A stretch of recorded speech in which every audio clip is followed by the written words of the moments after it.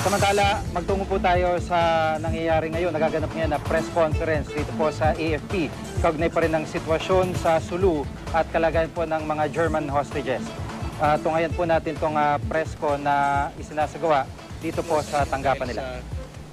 Operational security na considerations at yung kung ano man yung mga bagong kaganapan na pwede nating isa publiko, makakaasa kayo na ipapaabot kaagad namin sa inyo sa pinakamabilis na pamamaraan. Maraming salamat. Is that a good thing na wala silang sinasabi after the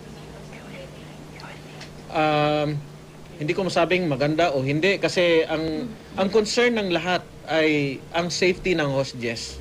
Gusto natin na makuha natin sila. I'm not talking about German hostages kasi meron tayong 12 na nabilang dyan ng mga hostages. We are concerned doon sa lahat, yung mga Pilipino at maging yung 5 foreign hostages. Lahat sila ay binigyan natin ng equal importance at nagkataon lamang na yung kanilang binigyan ng pagpahalaga ng mga bandidong Abu Sayyaf ay yung grupo ng yung tong 2 German hostages. Can you confirm, sir, na yung troops ay na dun sa area where the German hostage is being hidden? Kasi may interview earlier na nandun na daw yung tropa. Yun ang nirereklamo nila sa media nung kaninang umaga, no, na dapat i-pull out dahil sabi nila bakit merong tropa. Ngunit sa lalawigan ng Sulu naman talaga meron naman talagang mga tropa diyan na naka-deploy diyan. Simulat sa Pulpaman at talagang meron. Pero kung ang pag-usapan natin ay yung actual na tropa na pumupunta sa kanilang pinagkampuhan o pinagtataguan ng mga hostages ay hindi ko masabi sa inyo sa ngayon kung... Colonel, any update on the condition of the German hostages? Wala tayong update sa ngayon dahil hindi sila tumawag na kagaya ng ginawa nila earlier this day. Hindi sila tumawag doon sa kanilang contact sa media. At manalangin tayo na wala namang masamang nangyari. Sir, ibig sabihin nun, hindi na sila nakipag-contact, ayaw na nilang makipag-usap. They're done talking to. Hindi ako makapag-speculate kung ano ang naisip nila ngayon sa kanilang aksyon. Ngunit marami tayong ipinapaabot na mensahe sa kanila sa iba't ibang mga kaibigan natin na mga kaibigan nila rin, common friends. Pinapaabot natin sa kanila na lalo na dito sa mga kapatid natin na mga Muslim na ang kanilang gagawin ay pag-isipan mabuti dahil hindi ito alinsunod sa tinuturo sa relihiyong Islam. At nanawagan tayo na maghunos dili sila sa pamumugot ng ulo dahil ang ipapahiya nila ay ang buong Filipino Muslim community, hindi lamang yung kanilang mismong apelyido. Sir, so as of this time, sir, talaga, wala tayong kahit information from the ground kung buhay pa nga ba talaga sila, kung ginawa nila yung kanilang 3 p.m. or 5 p.m. deadline, sir? Sa ngayon ay wala. At alam naman natin na yung ginagawa nilang videos ay isang forma ng propaganda at tinatakot ang buong pamahalaan. Inaasahan natin na kung mayroon mang kaganapan siguro ipaabot din nila ito kung ano man yon. Antay natin na sana ay positibo. Ang ibig sabihin sana ay walang masamang nangyari doon sa mga inosenteng hostages. Colonel, how are you treating this silence? How are you seeing this silence by the Abu Sayyaf? How are you viewing this silence by the bandits? Posibleng taktika para mag-isip ang mga sundalo dahil yun nga, ang latest na mensahe nila sa media kaninang umaga ay i-pull out ang mga sundalo. Hindi naman pwedeng talikuran ng inyong mga sundalo ang kanilang mandato. Trabaho po namin ay protektahan yung ating mamamayan mula sa kahit anumang mapangahas na sila ay saktan. Hindi po namin pwedeng, ibig sabihin nun, hindi po namin pwedeng sundin yung kanilang demand na talikuran yung presensya, no? Yung aming ginagawa doon sa lalawigan ng Sulu dahil ito ay mandato ng inyong armed forces. Or sir, could it be that they are on the run right now since you've started already your rescue operation? Hindi ko pwedeng i-disclose kung ano yung actual na nangyayari ngayon sa ground. Hindi kasi yon ay actual na pangyayari yun ang tinatanong. Sir, you have your troops, sorry. Since merong tropa nga po sa ground, sir, siguro it add to the pressure kaya mukhang umalis sila ng palitan tumatakbo sa mga Isa yon sa posibilidad na apektuhan sila sa kung ano man ang aksyon ng ating kapulisan at mga kasundaluhan.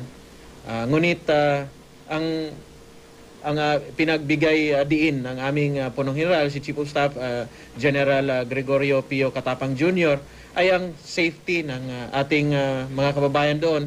Hindi lamang sa mga hostages, ngunit maging doon sa mga kababayan natin na nakatira sa mga komunidad na kung saan ay doon nagaganap ang itong ginagawa ng mga Abu Sayyaf na pangkikidnap. Sir, hindi ba pwede ang military na magbigay ng ultimatum sa mga bandido? Hindi military solution ang sagot dito. Batid namin na ito ay holistic approach ang dapat kailangan dito. Tamang timpla, ika nga, yun ang dahilan kung bakit on top of the situation ay ang ating local government. Why not? We're dealing with bandits, terrorists, ASG. Why not? Mas lalo na dahil ito ay terorismo, ito ay banditry, ang may responsibilidad talaga niyan, ang primary responsibility ang ating law enforcement agency at yan ay ang ating Philippine National Police. Tumutulong lang po tayo, support pro lang po ang ating armed forces.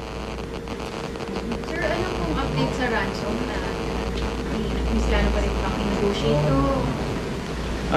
Nanindigan ang Armed Forces of the Philippines sa hanay ng AFP and of course ng gobyerno ay wala pong negotiation sa kahit anumang bandidong grupo o terrorist group.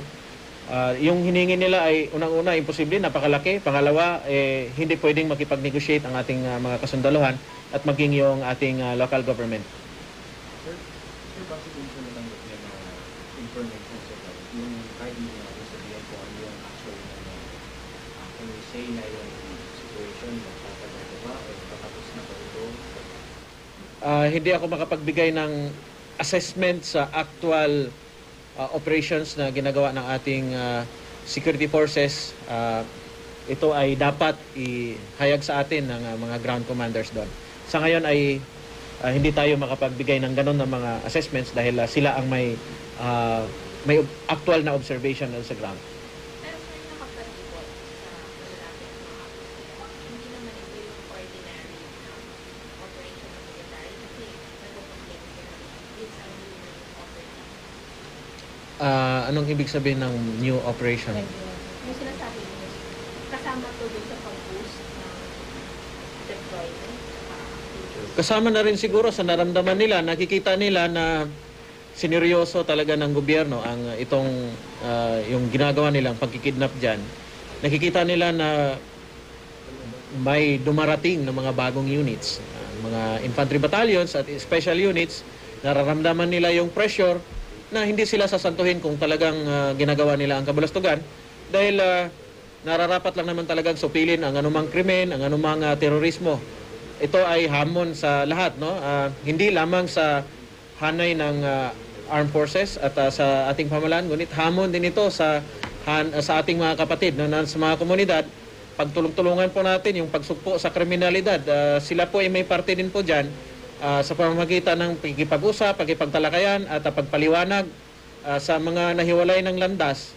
Itong pinili na lang mag-Abu Sayyaf, kung tutusin natin, titingnan natin, naghahanap buhay lang din sila at ang napili nilang hanap buhay ay yung pag-Abu Sayyaf. Can you give us a general picture of what the troops are doing on the ground?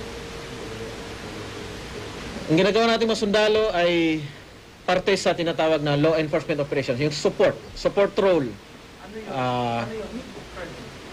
Hindi ko masabi yung exact, no? Exact. Basta ang tropa natin ay andon, sila ay gumagawa ng tasking na naka-describe doon sa specifications na gusto ng Special Action Committee. Law enforcement operations are ongoing. Ongoing ang law enforcement operations. Meron kayong mga senaryo. Hindi ko lang masabi na saan, kailan, o saan specifically dahil ayaw natin ang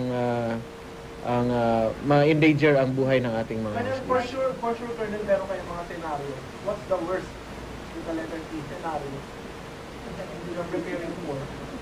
Maraming posibleng worst case scenario. And that includes Ayaw ko nang banggitin kung ano man yon at tayo nanalangin na huwag nilang ituloy yung pamumugot ng mga hostages dahil yun nga para sa akin yun ay isang malaking kahihiyan sa relihiyong Islam.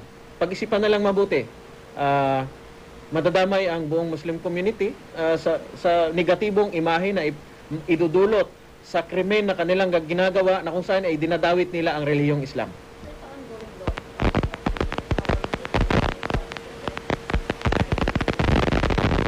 Ang dahilan kung bakit pinadala ng Armed Forces of the Philippines ang especially trained troops ay upang maging accurate, maging deliberate tayo sa ating gagawin. At pinagdiinan yan ng aming Chief of Staff, Armed Forces of the Philippines, si General Gregorio Pio Katapang Jr. Dapat ang unahin sa isipan ng aming mga combat leaders na nandyan sa front lines ang safety ng ating mga hostages, and of course, minimize collateral damage. Ibig sabihin, habang sinasagawa namin tungkulin, gagawin lahat ng paraan na walang madadamay na mga sibilyan. Batid namin ang paghihirap ng mga kababayan natin na nagsisipaglikas mula doon sa kanilang mga tahanan, iniiwanan ng kanilang hanap buhay dahil sa kabulastugan ng ilan lamang. At yan ang dahilan kung bakit nanawagan kami. Once and for all, tayo pong lahat magkakaisa, Tausog people, Muslim people as a whole, at maging yung ating local government officials, magkaisa po tayo kung paano matugunan yung tinatawag na Abu Sayyaf problem. Sir, but if the situation presents itself, makita niyo mismo yung mga hostages, will you not rescue? Pakiulit ang Let's say yung sitwasyon ay maging posible para sa inyo na i-rescue din dalawa. Makita ninyo, for instance. Mayroong tinatawag na judgment call ang isang commander na required kami. Ako ay naging isang commander na kung saan mayroong developing situation doon sa ground ay dahil sa judgment call, gagawa ko ng action, I can make quick and sound decision in order to accomplish my mission. Sir, may deadline bang binigay? Wala akong masabing deadline. Yan po ay kasama sa tinatawag na operational security. The part of the operation now, sir, sinasabi niyo the enforcement operation is the rescue operation, sir. Rescue operation. Malawak ang tinatawag na law enforcement operation. Kasama na dyan ang pag-aresto, pag-apprehend, pag-provide ng security sa mga strategic locations. Kasama na dyan ang rescue operations. Ayaw ko lang bagitin exactly ano yung ginagawa ng ating mga sundalo. Pasensya na po. Sir, you said, sir, na ongoing yung law enforcement operation. So may reported firefight na ba? Wala pa sa ngayon reported firefight. Wala pang naiulat sa atin. Confirm ko lang kasi as of 3:30 daw, may dyaryo na nag-tweet na the Abu Sayyaf received money as of 3:30. Kung meron silang patunay, sila siguro, nasa ang burden of proof ay nasa nagsabi. Sir, if the worst happens, there is a beheading, what is the military preparedness? Kung Mangyari ang pinakayaw natin, may pamumugot na mangyari, ano ang gagawin ng military? depende pa rin sa kung ano ang intent ng ating Special Action Committee. Meron diyan tinatawag na contingency plans. Sa contingency plans, kung ano yung sitwasyon na kinalagyan ay yun ang action ng ating security forces. Sir, you are the ones on the ground. Of course, you are the ones in the situation. You mean, hanggang matapos, maghihintay lang talaga kayo kung anong sasabihin sa inyo ng committee, sir? You cannot act on your own. What you think is best since you are the ones on the ground. Kapag may hawak akong plano, meron yan tinatawag na contingency plans. Kung anong nagde-develop doon sa ground, doon mayroon kami tinatawag na fragmentation orders, may mga pagbabago sa aming plano, at yun pa rin ay alinsunod doon sa intent ng tinatawag na commander's intent. So kung ano yung nakalagay doon, at ang gagawin ko ay within the commander's intent, then I will react accordingly. So it's harder talaga when there are foreigners involved. Mahirap po ang makipaglaban sa kapwa Pilipino. Yan lang po ang pinakamaliwanag doon. Ang kinakalaban natin ay kapwa Pilipino na mga nahiwalay ng landas. Yan po yung challenge. Ayaw naman natin na saktan yung ating kapwa, mga kababayan natin. Kaya nanawagan tayo sa ating mga nahiwalay ng landas. Ilan lang namang mga tao na yan. Pag-isipan po natin yung ating tinatahak na landas na bitbit ng armas dahil gusto nating solusyonan ng ating problema. Kung wala tayong hanap buhay, bakit ginawa nating money-making scheme ang pang-abduct ng mga bisita natin? Gusto lang nila enjoy ang kagandahan ng ating bansang Pilipinas, ang ating isinusukli sa kanila ay i-abduct natin sila at hinga natin silang pera. Sir, this is not you anymore. You have information, sir, na nagpupunta naman ng ASG and IFP. wala tayong nababalitaan na may kunayban sa ibang armadong grupo. Marapatin sigurong manawagan tayo na wag na po makisawsaw yung ibang mga armadong grupo dahil hindi po to bigay ng solusyon. Bagkos ay ito ay dagdag sa problema. Palagay niyo ba, sir, matatapos ang araw na ito, tapos na itong problema? Hindi ko masabi. Di ako pwedeng mag-speculate kung anong mangyayari dahil hindi natin alam ang actual events dun sa ground. Sir, malas talaga yung walang firefighter. Meron bang east side? Hindi ko masabi ang tactical situation. Kung nakita na nila, ngunit ang masabi ko lang, kaninang umaga, nanawagan sila sa pamamagitan ng isang radio station na i-pull out ang tropa. Kung bakit, siguro nasa ating pag-isip kung bakit nila dinaman na i-pull out ang lahat ng tropa doon. Wala ba tayong law enforcement operation? Kahit yung start Kailan? lang. What time today? Kahit Ang- yung start lang. Law enforcement. Start ng law enforcement. Hindi ko pwedeng sabihin ang kung nagsimula na at kailan.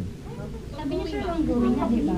Yung ginagawa natin na kahit na nasa hulo, ay maglagay tayo ng checkpoint. That's part of the law enforcement operation. Parte yon. Dahil ang pinag-usapan natin dito, pag-address natin sa problema ng Abu Sayyaf, yung kanilang logistical supplies, maputol natin, yung kanilang suporta mula sa ibang komunidad. Kung lalagyan natin ng sundalo, checkpoint, kasama po yan sa law enforcement operations. So yung pagpalibot ng tropa, malapit sa kampo ng Abu today. Hindi ko Ito yung nirereklamo nila. That's why you're demanding that. hindi ko masabi na dahil napalibutan kaya nagrereklamo, pero sila ang nagsabi, hindi kami ang nagsabi. Sila ang nagsabi na i-pull out dahil sabi nila sa radyo, pinarating sa radyo, malapit daw sa kanilang tropa, pero hindi ko to kinukumpirma. Sir, yung said earlier, dun sa new operation, you confirmed earlier it's a new operation dahil nga nag-boost ng Hindi ko, kaya kinilarify ko ano yung sinasabi mong new operation. Hindi ko kinumpirma na aktual na malapit sila sa tropa. Sir, update that. What does the government think of all of this? Nagsabi na ba sila na they're okay? Wala akong nababalitaan na aksyon sa level ng embahada ng Germany o sa kanilang gobyerno. Siguro naman ay concerned din sila. Kagaya din ng namin o natin mga Pilipino, concerned din sila sa buhay ng kanilang citizen na na-abduct nitong mga bandido. Okay? Ayos? Bago bawiin yung iba. Ayos na? Oh, bukas uli kung mayroong pagbabago, promise, papaabot namin sa inyo kung pwedeng isa publiko. Any changes to the At yan nga po ang katatapos lamang na press conference dito sa tanggapan o mismong headquarters ng Armed Forces of the Philippines, kung saan nga po nakiusap itong si Lieutenant Colonel Harold Cabunok na tagapagsalita ng AFP para sa mga bandidong grupo na huminahon o kaya mag-isip-isip para sa kalagayan ng mga biktimang hostages. Lalo pat hindi lamang ang kanilang mga pangalan, gaya po ng kanya nabanggit, kundi buong Muslim community ang ipapaya ng grupong ito kung sakali na magkaroon daw ng hindi ka nais-nais na sitwasyon para sa mga hostages. At gayon man ay tumanggi siyang ihayag sa media ang iba pang detalye, lalo po yung mga operational at tactical details para na rin sa kaligtasan hindi lamang ng mga hostages, kundi pati na rin ng tropa ng militar.